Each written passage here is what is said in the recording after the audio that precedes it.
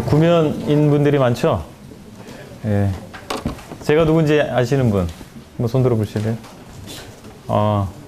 생각보다 많지 않네요. 내려주세요. 우리 교회 식구들은 다 알고. 예, 저는 서청주교회에서 주님 섬기고요.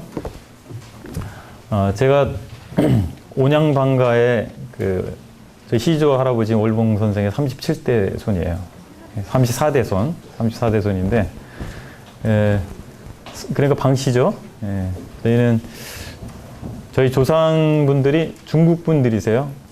예, 그래서 중국 출신입니다.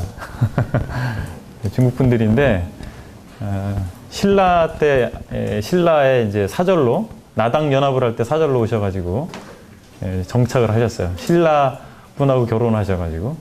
그래서 한국 사람이 됐습니다. 근데 원래 우리 공통조상은 누구죠? 중국인이든 한국인이든. 가장 가까운 공통조상이 누굴까요? 예, 아담은 아니고요. 노아죠, 노아. 예. 사실 현생 인류의 가장 공통조상은 노아입니다. 물론 그 위로 올라가면 아담 할아버지가 나오죠. 노아 할아버지가 가장 공통조상인데, 노아 할아버지에게 세 아들이 있었는데 그 세 아들이 현생 인류의 새 인종의 조상이 됐다. 그렇게 추정을 하고, 그 중에서 한 부류가 이제 우리 동양 아시아 사람들이고, 또 아시아 가운데도 여러 인종들이 있잖아요. 민족들이 있잖아요. 그 중에 하나죠. 그래서 뭐 이렇게 제 소개를 하다가 인종 얘기까지 나왔는데, 여러분 만나뵙게 돼서 반갑고요. 어제 잠 잘 잤습니까? 예. 잘 못 잔 사람도 있는 것 같고, 잘 잔 사람도 있는 것 같고. 아마 잠자리가 바뀌어서 또 친구들 만나서, 오랜만에 친구들 만나고 또 새로운 친구들 만나고 그래서 아마 잠을 잘 자지 못했을 수가 있습니다. 그런데 이제 그게 캠프의 묘미일 수도 있어요. 또 말씀 시간에 또 한번 졸아보기도 하고 그런 재미도 있는데, 또 하나님께서 여러분들 이 자리까지 인도하시고, 또 말씀 시간에 어떤 말씀을 하실까 궁금할 수도 있어요. 그런 것들을 좀 생각하면서 좀 졸음이 오더라도 깨워가면서 했으면 좋겠습니다. 오늘 아침에 여러분 경건의 시간 했죠? 어디 말씀 읽으셨어요? 요한복음 어디 읽으셨어요? 6장 3절부터 13절 읽었죠? 오늘 그거 가지고 제가 잠깐 얘기를 하려고 합니다. 제가 시계가 잘 안 보이는데 몇 시까지죠? 원래 시간이? 30분까지인가요? 예. 지금 9시 35분인데 10시 30분까지죠? 예, 알겠습니다. 요한복음 6장 한번 펴보세요. 여러분 다 아침 경건의 시간을 통해서 말씀 묵상하시고, 또 방별로 그렇게 묵상한 거 가지고 함께 교제했죠? 예. 그 내용을 다시 한번 봅시다. 요한복음 6장 3절부터 13절 말씀이었는데, 제가 한두 절을 먼저 읽을게요. 요한복음 6장 3절을 제가 3절부터 몇 구절만 읽겠습니다. 아침 읽었던 말씀이니까. 자, 3절. 예수께서 산에 오르사 제자들과 함께 거기 앉으시니, 4절. 마침 유대인의 명절인 유월절이 가까운지라. 예수께서 눈을 들어 큰 무리가 자기에게로 오는 것을 보시고 빌립에게 이르시되 우리가 어디서 떡을 사서 이 사람들을 먹이겠느냐 하시니. 자, 이렇게 말씀을 보니까 예수님이 공생애를 시작하시고 이곳저곳을 다니시면서 아픈 사람을 고치시고 또 말씀을 전하시고 이런 일을 하셨어요. 그런데 여기 보니까 이 갈릴리 호수인데, 이제 유대인들이 볼 때는 바다였어요. 목자들의 입장에서 볼 때는 사실은 호수지만 굉장히 거대한 호수예요. 바다처럼 보였던 거예요. 그래서 바다라고 하는데, 이 주변에서 있었던 일입니다. 그런데 한 곳에 갔는데 산에 오르셨어요. 산에. 우리처럼 이런 산이 아닙니다. 이런 산이 아니고, 그쪽 지역의 산은 뭐랄까요, 그렇게 크지 않아요. 그렇게 큰 산이 아니고 마치 무슨 동산처럼 그렇게 돼 있고, 또 이제 북쪽 지역은 그래도 나무가 좀 있지만 남쪽 지역은 나무가 거의 없어요. 그러니까 그런 광활한 그런 그 풍경을 상상하시면 됩니다. 근데 지금 여기는 갈릴리 호수 주변이기 때문에 나무도 좀 있고 풀도 좀 있고 그런 곳이에요. 잔디도 이제 깔려 있겠고. 그런데 산이기 때문에 산에는 뭐 상점이 있을까요, 없을까요? 상점이 없죠? 그러니까 음식을 뭐 산다든지 물건을 산다든지 할 수 있는 환경이 아니에요. 그런데 예수님이 산에 계셨는데 그곳에 많은 무리가 예수님을 따라왔어요. 뭐 이유가 여러 가지가 있겠죠. 예수님한테 가서 병 고침을 받기 위해서 온 사람도 있을 수 있고, 또 예수님한테 와서 좋은 말씀을 듣기 위해서 온 사람도 있을 수 있고, 예수님을 따라다니면 뭔가 좋은 것이 생기지 않을까 막연한 기대심에서 온 사람도 있을 거고, 여러 가지 이유 때문에 사람들이 모여드는 거죠. 여러분들도 이번 캠프에 오실 때 여러 가지 나름의 이유와 목적을 가지고 왔을 거 아니에요. 그렇죠? 그런 것처럼 사람들이 이렇게 모여드는 거예요. 그런데 사람들이 모여들면 여러 가지 필요들이 생기죠. 그렇죠? 생각해 보세요. 여러분도 여기 오니까 캠프에 왔는데 밥을 주던가요? 맛있었어요? 밥을 줘야 될 거 아니에요. 그죠? 사람들이 모였으면 먹어야 되고. 잠을 재워주죠? 숙소가, 잠자리가 괜찮았어요? 춥지 않았어요? 이불은 충분했습니까? 바로 이렇게 잠자리도 필요하고, 또 마실 물도 필요할 거고. 화장실 다 다녀오셨죠? 화장실도 가야 되고. 사람이 모이면 여러 가지 필요들이 생깁니다. 그런데 안타깝게도 예수님이 계셨던 이곳은 산이었고 거기에 많은 사람들이 모였단 말이죠. 그리고 때가 언제냐면 유대인의 명절인 유월절이 가까운 때였단 말이죠. 여러분 명절이 되면 어떤 느낌이 드세요? 명절하면 아무도 없고 쓸쓸하고 먹을 것도 없고 그런 느낌이세요? 아니면 먹을 것도 풍족하고 사람들이 많고 어떤 느낌이시죠? 후자죠? 명절하면 그런 느낌을 받아야 되겠죠. 근데 이 명절이 가까운데 많은 사람들이 예수님한테 왔는데 그곳이 산이었던 것입니다. 그러니까 이 사람들을 예수님 바라보시면서 예수님의 마음은 항상 사람들에게 있었어요. 그리고 사람들이 뭐가 필요한지에 대해서 관심을 가지고 계셨습니다. 그럼 보니까 사람들이 모였는데 이 사람들을 어떻게 먹여야 될까? 여러분 이제 이번 캠프를 준비한 스텝 헬퍼분들이 여러분들을 어떻게 잘 먹이고 말씀도 잘 먹이고 음식도 잘 먹이고 잘 재우고 할까 많이 고민하고 또 이 캠프장에 답사도 하러 오시고 그렇게 했단 말이죠. 그게 뭡니까? 예수님의 마음도 같은 거예요. 그런데 그래서 빌립이라고 하는 제자에게 야 어디서 우리가 떡을 사가지고 이 사람들을 먹게 하겠느냐? 빌립에게 물어보셨어요. 예수님은 사람을 너무나 잘 아십니다. 다른 많은 제자들이 있었는데 특별히 빌립이라고 하는 사람에게 딱 물어보셨어요. 근데 이 장면을 보면 빌립이 참 매우 수학적인 사람이었던 것 같습니다. 계산이 딱 나오는 거예요. 딱 인원수 딱 곱하기 단가 얼마 계산이 딱 나와서 빌립이 뭐라고 하냐면 자 6절 보세요. 이렇게 말씀하시면 친히 어떻게 하실지를 아시고 빌립을 시험하고자 하십니다. 자, 아신다 그랬죠? 빌립이 어떤 성향의 사람인지를 잘 아시는 거예요. 그래서 빌립의 믿음을 시험하기 위해서 빌립에게 물어보신 거예요. 어떻게 할지를 다 아시고 다 알고 계신 거예요. 자, 근데 빌립이 뭐라고 얘기하냐면 7절에 각 사람으로 조금씩 받게 할지라도 200데나리온의 떡이 부족합니다. 이렇게 얘기했습니다. 자, 계산 바로 나왔죠? 암산으로 다 끝난 거예요. 인원수 대충 파악하고 단가 얼마, 곱하기 얼마, 곱하기 얼마 이게 나온 거죠. 자, 200데나리온이면 1데나리온이 당시 노동자의 하루 품삯이었답니다. 그러면 200데나리온이면 200일 동안 일을 한 금액이에요. 그럼 약 8개월 정도가 나온단 말이죠. 8개월? 그렇죠? 요즘 노동자의 품삯이 뭐 다르죠. 업종에 따라 다른데 월 급여를 뭐 한 200만 원 작게 잡아서 한 200만 원으로 따지면 8개월이면 얼마죠?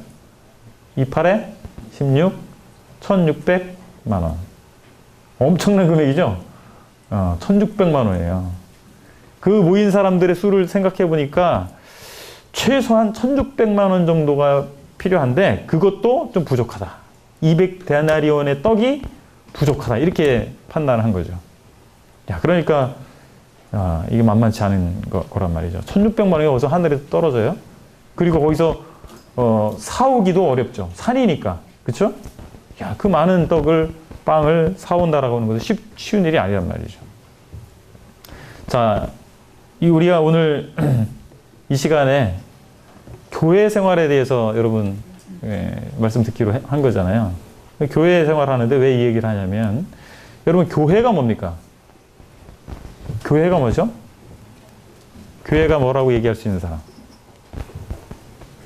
예배당 건물이 교회인가요? 네? 하나님의 몸, 예수님의 몸. 예, 공부 많이 하는 모양이네요. 예. 자, 교회가 신약 성경은 헬라어로 기록됐는데 헬라어에 보면 에클레시아라고 이렇게 돼 있어요.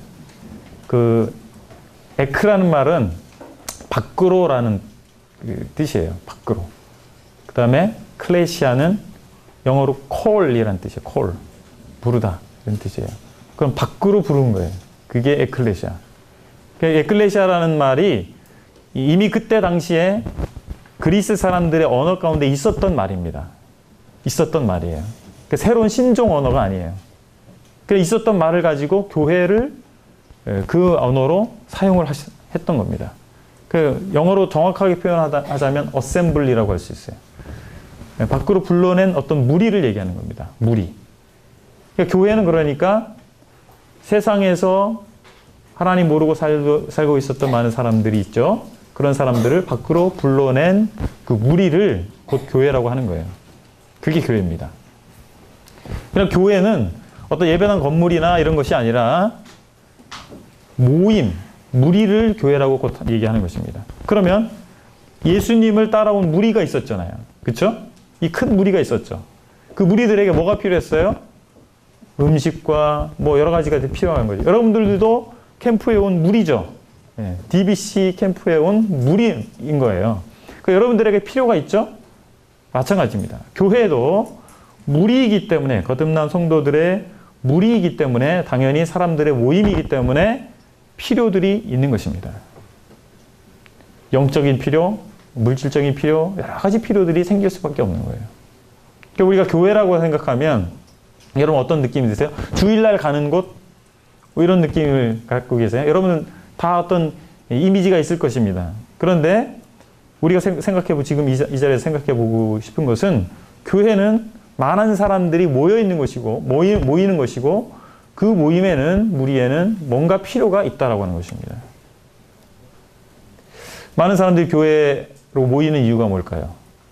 예수님께 나왔던 무리가 있었죠? 그 무리가 형성됐죠? 그들의 목적이 있었을 거 아니에요? 그러면 우리가 교회로 모이는, 교회라는 이름으로 모이는 목적, 이유가 있을 것입니다. 가장 큰 이유가 뭘까요? 질문해 볼까요? 우리 서청주 식구들한테 질문해야 편할 것 같아요. 태영 형제, 예. 교회로 모이는 이유가 뭘까요? 큰 소리로 얘기해보세요. 하나님께 감사드리고 네. 찬양드리고. 예. 하나님께 감사와 찬양을 드리기 위해서. 그쵸. 아주 정답을 아주 잘 얘기해 줬습니다. 칭찬받을 만한 학생입니다. 그러니까 교회로 모일 때 사람들이 하나님을 찬양하고 예배드리고 이런 목적을 가지고 모여요. 그런데 모이게 됐을 때 혜택을 얻고 갑니다. 영적인 유익을 얻고 가고, 또 여러 가지 성도들과 교제를 통해서, 또 일꾼들을 통해서, 이 상담을 통해서 유익을 얻고 가겠죠. 그래서 필요적인 측면에서 볼 때 영적인 필요가 있고 물질적인 필요가 있어요. 무리가 있을 때는 필요가 있다고 그랬잖아요. 영적인 필요와 물질적인 필요가 있는데, 영적인 필요라면 뭐가 있겠어요? 하나님 말씀을 받는 거죠. 듣는 거죠. 양이 꼴을 먹듯이 하나님의 양무리는 하나님의 말씀을 먹겠죠. 그 말씀을 해줘야 되겠죠. 그 필요를 공급해줘야 되겠죠. 또 뭐가 필요합니까? 성도 간의 교제가 필요하겠고, 그리고 중보의 기도의 힘을 우리가 받을 필요가 있겠고, 그런 영적인 어떤 필요들이 있을 겁니다.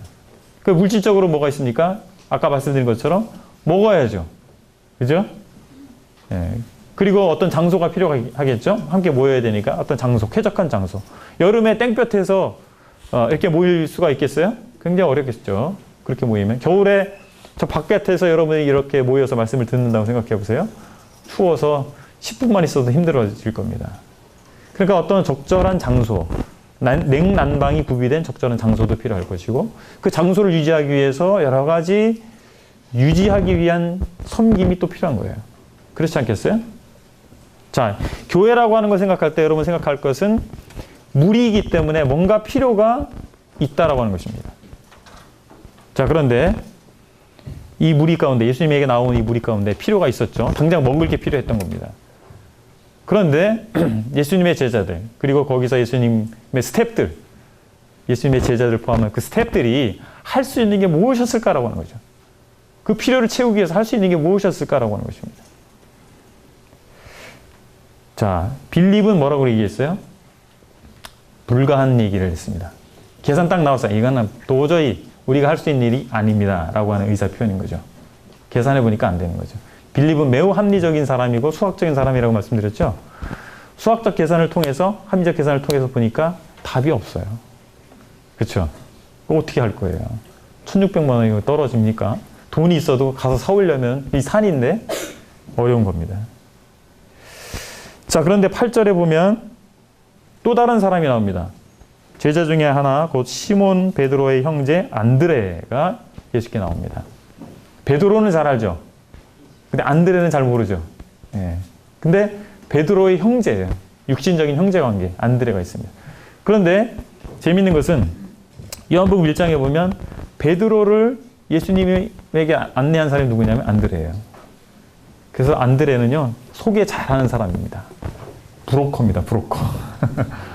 소개 잘하는 은사를 가지고 있는 분이었던 것 같습니다. 소개 잘하는 것도 참 귀중한 겁니다. 자, 보시면 안드레가 9절에 보니까 여기 한 아이가 있어 보리떡 5개와 물고기 2마리를 가지고 있나이다.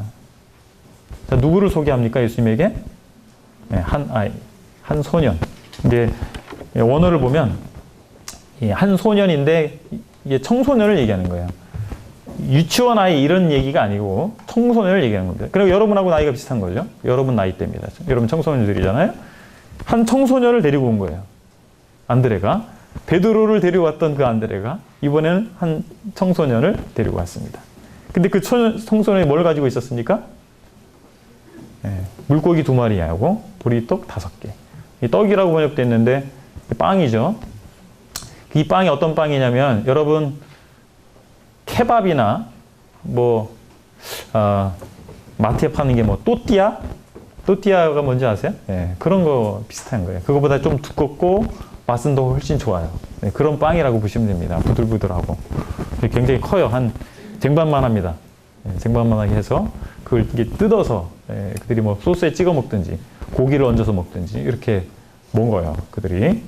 근데 그 빵인데 이 빵이 사이즈가 이렇게 쟁반만한 것도 있을 수 있겠지만 이제 뭔가 이게 작은 거였던 것 같아요. 이 한 소년의 식사거리였기 때문에 그게 큰 빵은 아니었던 것 같고 아무튼 물고기는 이 작은 물고기라고 돼 있어요. 원어상으로 보면 작은 물고기. 고등어 이건 어떻게 해요? 야, 이건 한 3명이 먹어도 충분하죠? 근데 고등어 같이 그렇게 큰 물고기 아니라 작은 물고기였던 것 같습니다. 자, 그런데 안드레가 데리고 왔으나 안드레가 무슨 얘기를 했습니까? 무슨 얘기를 했죠? 그러나 그것이 이 많은 사람에게 얼마나 되겠사옵니까? 이거 가지고 한 사람 식사밖에 안 되는데 이 많은 사람들을 200데나리온의 떡도 부족할 정도로 많은 사람들이 있는데 이게 어느 정도 충족이 되겠습니까? 이렇게 얘기를 한 거죠. 그런데 예수님이 뭐라고 얘기하셨습니까? 10절에 보니까 다 앉으라고 하셨죠? 잔디가 있어서 다 사람들이 앉았어요. 근데 수가 몇 명이 됐냐면 5,000명쯤 됐다. 이렇게 나옵니다. 근데 히브리인들, 유대인들의 계산법은요, 아쉽지만 여자는 뺍니다. 자, 여러분들, 여학생들이 많으신데, 여자는 일단 빼요. 숫자에서. 그리고 애들도 뺍니다. 어른 남자만, 성인 남자만 계수를 해요. 유대인의 계산법이에요. 근데 거기에서 여자와 어린아이를 무시했다기보다는 거기에 포함이 시킨 거예요. 그러니까 단순한 그런 계산법이 있다고 보시면 돼요. 그러면 성인 남자만 개수했겠죠? 그러니까 5,000명. 그러면 여러분들 지금 거의 반반이 있는 것 같은데 그만큼 여자들이 있었겠죠? 5,000명. 애들도 있었겠죠? 모르겠지만 최소한 15,000명 이상은 모였던 거예요. 그러니까 보통이 아니에요. 여러분 지금 여기에 모이신 분이 한 200명 정도 되는 것 같은데 15,000명 정도 이상이 모인다고 생각해 보세요. 이야, 이건 대단한 겁니다. 근데 물고기 2마리하고 그 보리빵 5개가 전부였단 말이죠. 근데 예수님 앉으라고 하신 거죠. 그리고 떡을 가져 축사하시고 나눠줘라. 그러니까 어떻게 됐습니까? 이거 너무 잘 알죠? 여러분들 대부분 어려서부터 교회 생활 하셨죠? 다 먹고, 그 사람들이 다 먹고 남았는데 얼마나 남았어요? 12바구니가 남았습니다. 놀라운 기적이 일어났죠. 요즘도 이런 일이 일어났으면 좋겠어요. 그죠? 이 캠프 준비하신 형제님들이 아마 그런 마음이셨을 겁니다. 여러분들에게 되도록 부담을 주지 않고 이렇게 회비를 걷어서 여러분들을 먹이고 재우고 말씀 전해주고 교제하고 이런 모든 것들을 하기를 원하는 마음이 있었을 거예요. 주님이 여기 예수님이 계셨다면 회비 안 받고도 했을 텐데 10,000원짜리 한 장만 딱 해도 됐을 텐데 이런 마음이 였을 겁니다. 자, 여기서 우리가 생각해 볼 수 있는 것은 여러분 우리가 모이는 교회가 있습니다. 이 교회에 필요가 있어요.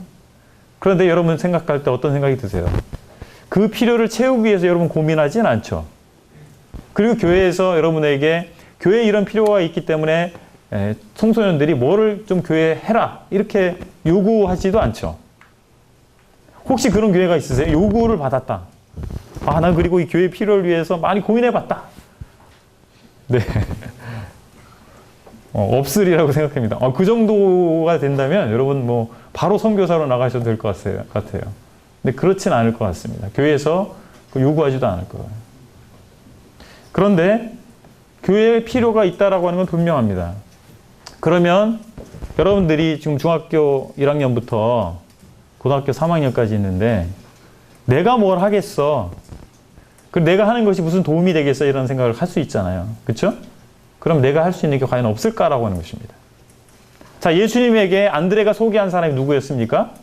대단한 어떤 랍비를 데리고 왔거나 또 아리마대 사람 요셉과 같은 그런 뭔가 부를 가지고 있는 사람이었거나 그런 사람이 아니었던 겁니다. 누구를 데리고 왔습니까? 여러분과 같은 청소년 한 명을 데리고 온 거예요. 근데 그가 뭘 가지고 있었냐면 물고기 2마리와 보리빵 5개를 가지고 있었던 게 전부였던 사실입니다. 그게 무슨 도움이 됐겠어요? 아무도 그럴 도움이 될 것이라고 생각하지 않았습니다. 그런데 여기서 중요한 것은 안드레라고 하는 사람이 그러나 대단한 믿음을 갖고 있는 사람은 아니었지만 그 소년을 데리고 왔다라고 하는 것입니다. 그리고 그 소년이 예수님 앞에 나왔다는 것이고 자기 것을 예수님 앞에 드렸다는 거예요. 중요한 건 여기입니다. 예수님께 자기 것이 별 볼 일 없었지만 자기도 아무것도 아닌 사람이었지만 연수한 자였지만 자기 것을 주님 앞에 드렸다라고 하는 것입니다. 그랬을 때 기적이 일어났죠. 그거예요. 여러분 예수님 믿는 사람들이잖아요. 그렇죠? 근데 기적을 경험해 보셨어요? 아, 난 기적을 경험해봤다. 괜찮아요. 손 들어보세요. 없어요. 그럼 왜 우리 가운데는 기적이 일어나지 않을까요? 이상하다. 여기 귀한 말씀 들어봤는데 기적 얘기하고 무슨 은사주의 얘기하는 거 아닌가. 여러분 그런 사람 아니에요. 근데 우리가 하나님 믿는데 하나님의 역사하심이 곧 기적입니다. 사람이 할 수 있는 것이라면 기적이란 말을 쓰지 않아요. 그렇죠? 사람이 할 수 없는 일이 일어났을 때 기적입니다. 여러분의 삶 가운데 여러분이 하나님 믿고 산다고 생각하는데 하나님 믿는다고 하는데 왜 기적이 일어나지 않을까요? 왜 기적을 경험할 수 없을까요? 이유는요. 그 기적의 하나님을 우리가 믿지 못하기 때문이고 그 기적의 하나님 앞으로 우리가 나가지 못하기 때문이에요. 그래서 기적이 일어나지 않는 것입니다. 우리가 말씀도 많이 읽고 그런데 혹시 문서화된 신앙을 갖고 있지는 않는가라고 하는 것입니다. 문서화된 신앙. 여러분 이거 심각한 거예요. 여러분 청소년들한테 심각한 얘기해서 죄송하지만 여러분 생각해 보셔야 됩니다. 성경 구절에만 있는 믿음이 아니라고 하는 것입니다. 기독교 신앙은 생동하는 신앙이에요. 살아있는 신앙인 것입니다. 우리 삶 가운데서 하나님을 경험해야 되는 것입니다. 우리 삶 가운데서 하나님의 살아계신 하나님이 역사하심을 내가 체험할 수 있어야 되는 거예요. 여러분 우리에게 무엇이 부족할까요? 그거예요. 신앙은 단순한 것입니다. 복잡한 게 아니에요. 이 소년이 가지고 있는 것이 아무것도 아니었지만 안드레를 통해서 예수님에게 나왔고 예수님 앞에 자기의 것을 드리게 됐을 때 기적이 일어났다는 사실입니다. 바로 이거예요. 내가 할 수 있는 것이 아무것도 아닌 것 같잖아요. 저도 할 수 있는 게 별거 없어요. 그런데 내가 정말 주님 위해서 살고자 하는 마음으로 주님께 작은 것이지만 드리게 됐을 때 하나님께서 놀라운 기적을 제가 그런 간증할 시간이 있을지 모르겠지만 혹시 저를 만나게 되면 물어보세요. 전 정말 기적을 경험하고 살아왔습니다. 주님 믿고 나서 제 삶 가운데 놀라운 기적들이 일어났습니다. 기적을 경험하게 될 거예요. 나는 무엇을 가지고 있는가? 여러분이 가지고 있는 게 무엇일까? 그리고 여러분들 무엇을 할 수 있을까라고 하는 것입니다. 교회 생활 가운데서 여러분 교회의 필요에 대해서 고민해 보지 않았고 요구받아 본 적도 없을 거예요. 그러나 지금 한번 생각해 보자라고 하는 것입니다. 과연 나는 아무것도 할 것이 없을까라고 하는 것입니다. 여러분 예배 드리죠. 아까 신실한 형제가 하나님께 찬양 드리고 감사드리기 위해서 모인다고 얘기를 했는데 교회로 모이는 것 중에 첫 번째 뭐예요? 하나님께 예배 드리는 거예요. 자, 우리 요한복음 4장 한번 보실까요? 요한복음 4장.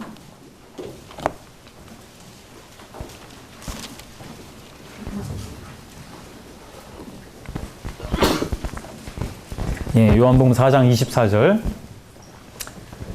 남학생들이 우리 힘찬 목소리로 요한복음 4장 24절을 함께 읽겠습니다. 남학생들, 요한복음 4장 24절. 23절을 남학생들이 읽죠. 24절은 여학생들 읽겠습니다. 23절, 24절. 시작.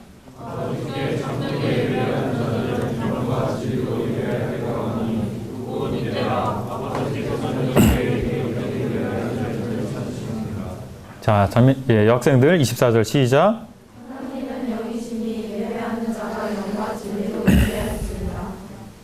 자, 하나님께서 누구를 찾으시냐면 23절에 보면 자기에게 예배하는 자들을 찾으신다 그랬습니다.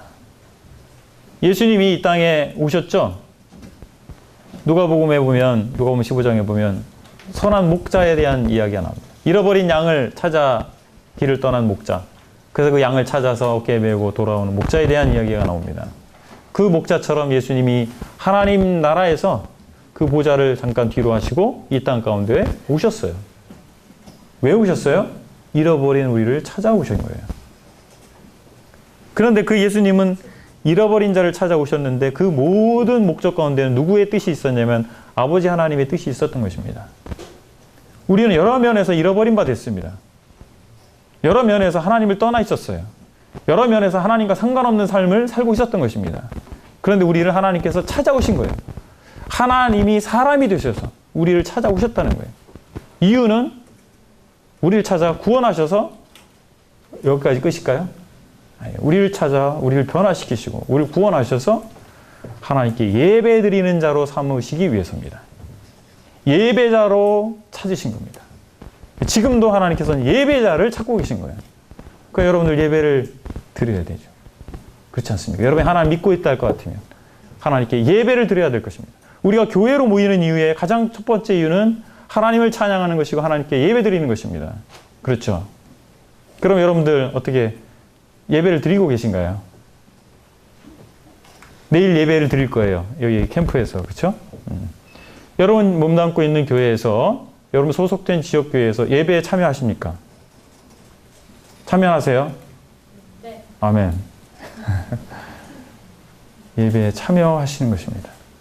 여러분이 아주 유창한 단어를 구사하면서 성경 구절을 인용하면서 참 멋있게 기도하는 형제님이 계시죠?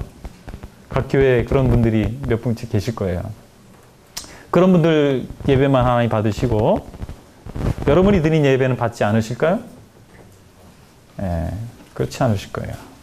하나님께서는 하나님의 기준으로 볼 때 우리는 다 독진개찐이라는 말이 있죠. 예, 도토리 키재기예요. 우리가 볼 때는 서로 믿음의 차이, 분량의 차이가 나는 것 같지만 하나님이 보실 때는 큰 차이가 없을 것입니다. 그렇죠? 하나님 전지전능하신 그 하나님의 입장에서 볼 때는. 그러니까 우리가 저 정도 수준으로 드려야 되지 않을까? 물론 우리가 더 좋은 예배, 더 훌륭한 예배를 드리기 위해서 노력할 필요는 있지만 비교해서 내가 뭘 하겠어 이렇게 하는 것은 좋지 않다고 생각이 되어집니다. 우리 하나님께 예배 드리는 자로 우리를 부름을 받았다는 것이죠. 우리를 그렇게 찾고 계신 것입니다. 그런데 예배를 어떻게 드린다고요? 24절에 보니까 하나님 영이시니 예배하는 자가 영과 진리로 예배할지니라. 여러분, 영과 진리로 예배하는 것이다. 여러분, 주일날 교회에 와서 성만찬, 주의 만찬을 참석을 했습니다. 그리고 침례받은 사람들은 다 빵을 먹고 포도주도 마시고 그렇게 다 형제님들 기도할 때마다 아멘 아멘 하고 다 참여를 했을 거예요. 그죠? 그럼 예배를 다 드렸을까요? 제대로 예배를 드린 걸까요? 그렇게 하면? 어떠세요? 예, 아니요. 예라고 생각하는 사람 손 들어보세요. 아니면 아니요라고 생각하는 사람 손 들어보세요. 네, 이럴 줄 알았어요. 아무도 안 될 줄 알았는데 제가 무슨 답을 얻기 위해서 하는 건 아니고 여러분 제가 질문을 하면 생각할 거 아니에요. 그죠? 생각하시도록 질문을 드린 겁니다. 우리가 영과 진리로 예배한다. 이걸 한번 생각해 보자는 겁니다. 영으로 예배하는 게 뭘까요? 영은 뭘 얘기하는 거죠? 성령입니다. 성령. 그 성령으로 예배한다는 건 뭘까요? 우리가 예배를 드리는 것이 주일날 와서 주의 만찬에 참여하는 것이 전부라면 우리 이거 심각한 문제입니다. 그게 전부가 아닙니다. 일상생활 가운데에서, 일주일의 삶 가운데에서 성령의 인도하심도 없이 또 하나님 말씀을 접하는 것도 없이 그냥 육신적인 세속적인 삶을 살다가 주일날 주의 만찬에 참석해서 아멘 떡 떼고 잔을 나눴어요. 그렇게 한다면 그것은 종교행위입니다. 그러면 종교행위. 우리가 종교행위를 매주 반복할 수도 있는 거예요. 그런데 그 종교행위 자체도 제대로 안 하는. 그러면 나는 그렇게 성령 인도함을 받는 그리고 하나님의 말씀을 대하는 삶을 살지 못했기 때문에 예배에 굳이 내가 입을 열어서 감사할 필요가 있겠는가. 여러분, 두 개가 다 필요한 것입니다. 우리가 하나님의 말씀을 매일의 삶 가운데서 접하고 살고 또 성령의 인도하심을 받고 하나님 중심된 삶을 사는 것, 매일의 삶 가운데서 드리는 실적인 삶의 예배입니다. 그것이 드려지면서 그리고 일주일간 내가 정말 하나님 중심적인 삶을 살고 그 결과가 주일날 예배를 통해서 하나님 앞에 감사와 찬양으로 올려지는 이렇게 돼야 되죠. 두 개가 다 필요한 거예요. 여러분, 학교 선생님이 계신데 여러분의 선생님이 계신데 선생님 보면 어떻게 해요? 인사하죠. 근데 마음이면 됐지 뭐. 아니면 내가 그 선생님 존경하지 않아요. 그래서 인사 안 해. 그게 잘하는 걸까요? 둘 다 필요한 것입니다. 마땅히 선생님이니까 존경한 마음을 가져야 되고 그리고 존경을 표현해야죠. 인사를 해서. 우리의 삶 가운데서 정말 하나님을 경배하는 그런 삶을 살아야 됩니다. 내 마음 가운데, 중심 가운데 그 마음이 있어야 됩니다. 뿐만 아니라 주일 예배에 참석해서 내가 정말 그런 것들을 표현해 드려야 되지 않겠습니까? 우리가 할 수 있는 가장 쉬운 거예요. 여러분 어렵죠, 근데. 입이 떨어지지 않죠. 형제들 어때요? 학생 형제들. 쉽지 않죠. 그런데 쉽지 않지만 가장 중요하고 가장 기본적인 것입니다. 예배를 드려야 됩니다. 여러분 할 수 있는 게 있어요. 하나님의 교회에서 할 수 있는 게 있는 것입니다. 또 뭐가 있습니까? 뭘 할 수 있을까요? 교회에서 모이면 뭐가 있다 그랬죠? 모이는 장소도 필요하고 그 장소를 유지하기 위해서 여러 가지 것들이 필요하죠. 그러면 여러분 화장실에 여러분 교회에 교회 화장실이 있죠? 화장실이 더러워요? 깨끗해요? 깨끗해요. 그러면 그 화장실의 변기는 어떻게 그렇게 깨끗해질 수 있을까요? 천사가 밤마다 내려와서 청소를 하고 올라가나요? 아니면 그거는 아주 우수한 최첨단 소재이기 때문에 청소 안 해도 늘 깨끗할까요? 그런 거 없어요. 누군가 청소를 했겠죠. 누군가 변기를 허리 굽혀 닦았겠죠. 그렇지 않겠습니까? 여러분 집에도 화장실이 있죠? 화장실 변기가 깨끗한 거예요? 더러운 거예요? 대부분 깨끗하겠죠. 청소를 가끔 하는 집은 좀 더러울 수도 있고. 그 왜 깨끗해져요? 누군가 그것을 닦은 거예요. 예배당에 와보니까 따뜻해요. 왜 따뜻할까요? 누군가 히터를 켜놓은 거죠, 미리. 예배당 바닥이 따뜻해요. 또는 깨끗해요. 왜 그럴까요? 누군가 청소를 했기 때문에. 그리고 누군가 난방을 켜놨기 때문에. 누군가 한 거예요. 그러면 여러분들은 하지 않아도 되는 건가요? 아니면 할 필요가 없을까요? 여러분 할 수 없는 걸까요? 바로 그런 것입니다. 그리고 저희 교회는 1층, 2층으로 나눠져 있는데 2층은 신발을 신고 올라가고 1층은 신발을 벗고 들어갑니다. 신발장이 있어요. 근데 신발장에 신발을 올려놓는 게 좋을까요? 바닥에 놓는 게 좋을까요? 만약에 바닥에 놓으면 어떻게 되죠? 10명이 들어갔어요. 신발 10컬레가 바닥에 있을 겁니다. 20명이 들어갔으면 20컬레가 있을 거예요. 그리고 그 다음 사람이 들어가기가 매우 불편하겠죠.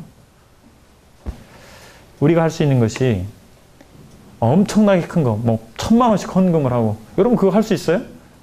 할 수 없습니다. 여러분들 수준에서 할 수 있는 것이 있습니다. 그러나. 근데 그것이 작은 것이지만 주님에게 드려지게 됐을 때 우리가 상상할 수 없었던 일이 일어날 수 있다는 사실입니다. 이 소년의 한 끼 식사가 물고기 2마리와 5덩이의 빵이 아무것도 아니었지만 주님 앞에 드려지게 됐을 때 15,000명 이상의 사람들을 먹이고도 남음이 있었잖아요. 기적이 일어나는 것입니다. 여러분, 기적은 다른 데서 일어나지 않습니다. 여러분이 신발을 바닥에 놓을까 하다가 위에 신발장 위에 올려놓게 됐을 때 화장실을 내가 한번 청소해 볼까? 한번 청소하게 됐을 때 변기를 한번 닦았을 때 그때 기적이 일어난다는 사실이에요. 기적이 먼 데서 일어나지 않습니다. 우리가 왜 기적을 체험하지 못할까요? 주님 앞에 내가 뭔가 하고 싶은 마음이 없는 거예요. 그리고 실제적으로 뭔가 드려지지 않기 때문에 우리 삶 가운데 기적이 경험되지 않습니다. 주님께 드리면 기적이 일어나잖아요. 작지만 내가 주님 앞에 드리게 됐을 때 놀라운 일이 일어나는 것입니다. 내가 상상할 수 없었던 그 일이 일어나는 거예요. 여러분이 가지고 있는 능력이나 여러분이 가지고 있는 것들은 작은 것일 수 있습니다. 그러나 중요한 것은 내가 가지고 있는 그 능력의 크기가 중요한 게 아니고 누구에게 들어지느냐가 중요한 거예요. 그것이 누구 손에 들려지느냐예요. 내 손 안에 있으면 어떻게 됩니까? 그냥 거기서 변화가 일어나지 않죠. 근데 전능하신 하나님의 손에 그게 들려지면 어떻게 되죠? 기적이 일어나는 것입니다. 여러분 또 헌금 하십니까? 헌금. 아유 뭐 용돈 받아 쓰는 처지에 용돈도 부족하죠. 저도 저희 아이들 용돈 주는데 야 이거 갖고 쟤네가 뭐라도 쓸 수 있을까? 이런 생각이 들긴 해요. 근데 보세요. 그러면 나는 뭐 돈을 벌 수 있는 사람도 아니고 용돈 받아 쓰는 사람이기 때문에 헌금 안 해도 된다. 그런 마음 갖고 계세요? 여러분들이 직장 생활을 하면요. 돈이 많을 것 같죠? 돈이 없어요. 요즘에는 또 취업하기도 어렵잖아요. 그러니까 이게 만만치 않은 거예요. 직장을 잡아도 힘들고 결혼해서 자식을 낳으면 더 힘들고 나이가 먹으면 더 힘들어요. 여유가 있을 것 같은데 평생 여유가 없어요. 여러분 중고등학교 때 그리고 대학교 때가 제일 여유 있을 때입니다. 제가 겪어보니까 경험해보니까 제일 여유 있을 때예요. 돈 받았을 때. 자, 우리가 주님 앞에 드리는 것에 대해서 초월하게 되면 우리는 평생 주님이 주시는 축복을 경험하지 못할 수도 있습니다. 여러분, 물론 우리는 하나님 나라, 우리가 죽어서 가는 나라, 여기에 이게 더 중요하죠. 이 땅 가운데 이 세상이 그렇게 중요하진 않아요. 그런데 여러분, 잠깐 말씀 보실까요? 누가복음을 보시죠.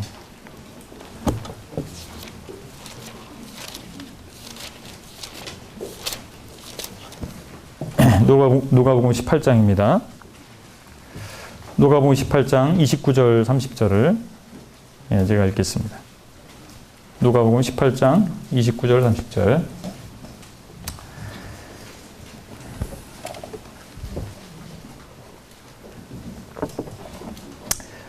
이르시되 내가 진실로 너희에게 이르노니 하나님의 나라를 위하여 집이나 아내나 형제나 부모나 자녀를 버린 자는 30절 현세에 여러 배를 받고 내세의 영생을 받지 못할 자가 없느니라. 자, 이게 주님이 하신 말씀인데, 하나님 나라를 위해서 자신이 가지고 있었던 것들을 포기한 사람, 포기한 건 하나님께 바친 거죠. 어떻게 보면 시간을, 그리고 가족들의 어떤 문제, 자기 생계의 문제, 또 자기가 가지고 있는 어떤 재산, 이런 것들을 하나님 위해서 드린 거예요. 그런 사람들에 대해서 뭘 약속해 주신 겁니까? 하나님 나라, 천국에서 받는 보상, 그 당연한 거예요. 그렇죠? 그건 우리가 잘 알고 있죠? 내세 영생을 받지 못할 자가 없다. 근데 그 앞절에 뭐가 있습니까? 30절에 보면 현세 여러 배를 받고. 현세는 뭐예요? 우리가 사는, 이 땅 가운데 사는 동안에요. 현세 여러 배를 받고. 이 부분이 간과되고 있지 않습니까? 바로 이 부분입니다. 우리가 정말 주님 위해서 드리면, 내 시간을, 내 물질을, 내 재능을 주님 앞에 드리면 주님이 갚아주시는 거예요. 갚아주세요. 물질적으로 보상을 주시든지, 건강으로 축복해 주시든지, 아니면 정말 내 재능이 더 뛰어날 수 있도록 해 주시든지, 물론 아닐 수도 있어요. 그러나 이 말씀을 보면 두 가지 약속을 다 주시고 계시다라고 하는 사실입니다. 우리가 정말 주님 앞에 드리기를 주저하는 이유가 무엇일까요? 손해본다고 생각하는 거예요. 보이지 않는 천국이 실감되지 않는 것입니다. 그 하나님의 나라가. 근데 하나님께서는 참 은혜로우신 분이십니다. 하나님께서 참 자비로우신 분이십니다. 그래서 눈높이를 잘 맞추시는 거예요. 하나님께서 목적하신 것은요, 우리가 이 세상을 향해서 이 세상에 마음을 두고 사는 것이 아니죠. 하나님 나라, 천국에 대해서 바라보고, 천국의 어떤 상급을 바라보고 살기를 원하시겠죠. 그런데 눈높이를 맞춰주십니다. 우리는 천국이 보이지 않잖아요. 여러분, 천국이 보이세요? 여러분 삶 가운데서 천국이 보이시나요? 하나님 나라가 보이시나요? 안 보이잖아요. 저도 잘 안 보여요. 그 여러분들 보이시겠어요? 잘 안 보여요. 근데 하나님께서 그걸 경험할 수 있게 하시는 것입니다. 이 현세 가운데서. 내가 하나님 위해서 살면 하나님이 갚아주시는구나. 하나님께서 정말 살아계시구나. 하나님의 나라가 정말 있구나. 라는 것을 이 세상 가운데서, 우리 삶 가운데서 경험하게 해 주신다는 사실이에요. 눈높이를 맞추시기 때문에. 바로 이 말씀에서 현세의 여러 배를 받고. 무엇입니까? 우리가 정말 하나님 위해서 살기로 결단하시고, 하나님 위해서 내가 드리기를 원하면, 내가 작은 것이지만 드리게 되면 주님 역사하시는 것입니다. 하나님께서 역사하시는 거예요. 내 삶 가운데 기적을 보여주시는 것입니다. 여러분, 우리 삶 가운데서 정말 하나님이 영광을 얻으시고 우리가 정말 하나님 위해서 살아야 되지 않겠습니까? 그리고 여러분 시기에는요, 모든 것에 초석을 놓는 시기예요. 초석. 초석이라고 말은 이 처음 돌, 그러니까 건물을 지을 때 보면 기초석이죠. 기초석을 얘기하는 거죠. 바둑을 둘 줄 아시는 분들은 바둑 둘 때 처음에 포석을 하죠. 포석. 그 돌 하나가요, 엄청난 의미를 가지고 있는 거예요. 그 돌 하나가. 그 돌 하나를 어디다 넣느냐에 따라 달라지는 거예요. 나중에. 바둑 둘 줄 아는 분들은 알아들을 겁니다. 그 시기예요. 여러분들의 시기가. 그러면 여러분들의 시기 가운데서 분명히 생각해야 될 것은 뭐냐면, 내 인생을 누굴 위해 살 것이냐라고 하는 것입니다. 내 인생을 무엇을 위해서 살 것이냐라고 하는 거예요. 이것을 고민해 보셔야 됩니다. 여러분, 대학 어디 갈까 고민하시죠? 그렇죠? 전공은 어떤 걸로 해야 될까? 중학생들은 고등학교 어느 쪽으로 가야 되지? 근데 고등학교를 왜 고민하죠? 대학 때문에. 대학은 왜 고민하시죠? 좋은 직장을 얻어야 되기 때문에. 그렇죠. 그런데 그 모든 것 가운데 하나님의 나라가 빠질 수 있다는 사실이에요. 여러분, 하나님의 나라가 상관이 있습니까? 없습니까? 여러분의 진로를 결정하는데. 상관이 있어야 되는 거 아닙니까? 그것이 여러분의 삶 가운데서 기준이 되어야 될 겁니다. 그걸 생각하셔야 됩니다. 내가 무엇을 위해서 살아야 되지? 내가 누구를 위해서 살아야 되지? 내가 어디에서 섬겨야 되지? 이런 부분들을 여러분 고민하시고 기도하셔야 돼요. 초석이라 그랬잖아요. 어디에 돌을 놓겠습니까? 바둑판에요. 아무것도 없어요. 그죠? 근데 그 첫 돌을 어디다 놓을 것이냐? 두 번째 돌은 그 몇 개의 돌이 여러분의 생애를 좌우하는 것입니다. 바둑의 판도를 좌우하는 것입니다. 여러분 그 시기에 있는 것입니다. 누굴 위해 살 것이냐? 이 어린 소년이 주님 앞에 나오게 됐을 때, 주님께 드리게 됐을 때, 이 소년의 이름은 아무도 모르지만 이 소년이 들어진 사건은 기록되어 있고 그 결과가 되어 있습니다. 왜 기록되어 있을까요? 우리와 상관이 있기 때문입니다. 모든 성경의 기록은 우리와 상관이 있기 때문에 하나님께서 기록하신 것입니다. 그렇죠? 우리와 상관이 있는 거예요. 여러분 어떤 선택을 하시겠습니까? 여러분 뭘 기도하셔야 되겠습니까? 하나님, 내가 하나님 위해서 어떻게 살아야 될까요? 그걸 기도하셔야 됩니다. 그리고 응답을 받으시고 그렇게 살아가십시오. 그것을 빨리 발견하는 사람일수록 빨리 가는 겁니다. 돌아가지 않고. 여러분 이스라엘 백성이 가나안 땅에 바로 들어갈 수 있는 곳까지 갔어요. 가데스 바네아. 바로 거기서 북쪽으로 들어가면 바로 이스라엘 땅, 하나님께서 약속해 주신 땅이었습니다. 그런데 그들이 어떤 선택을 했습니까? 불신의 선택을 하게 됐을 때 40년을 돌아갔습니다. 40년을 돌아갔습니다. 하나님께서 그걸 기대하셨을까요? 그렇게 하기를 원하셨을까요? 아니에요. 자, 여러분이 가데스 바네아에 있다고 생각하십시오. 그 시점에 와 있는 것입니다. 이제 넘어가면 가나안 땅이 될 수 있어요. 여러분 어떤 선택을 하시겠습니까? 여러분의 인생의 청사진을 그려보셔야 됩니다. 인생의 청사진. 청사진이 뭐예요?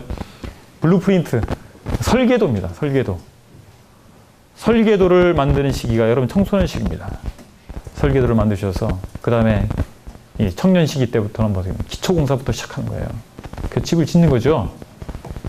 여러분, 여러분의 시기가 결코 어린 시기가 아닙니다. 여러분 어린이에요? 어린이 아니죠? 여러분 청소년들입니다. 청소년 시기에는 꿈을 꾸셔야 돼요. 꿈을 꾸시고 그 꿈을 계획하시고 정말 그 꿈이 무엇을 위한 것이었습니까? 것이어야 되겠습니까? 하나님 위한 것이어야 될 것입니다. 하나님 나라를 위한 것이 될 것입니다. 그리고 작은 것부터 드리십시오. 작은 것을 드려보지 않은 사람 큰 것을 드릴 수가 없습니다. 여러분의 시간을 드리시고 여러분의 재능을 드리시고 몇 푼 안 되는 용돈이지만 그것을 그 중에서 11조부터 해보시고 하나님께 드리는 것을 습관화하십시오. 그리고 정말 하나님을 위해서 살고자 하는 마음의 결단을 하십시오. 여러분 결코 어린 나이가 아닙니다. 여러분 나이에 충분히 그것을 생각할 수 있고 그것을 결정할 수 있는 나이입니다. 기도하시겠습니다.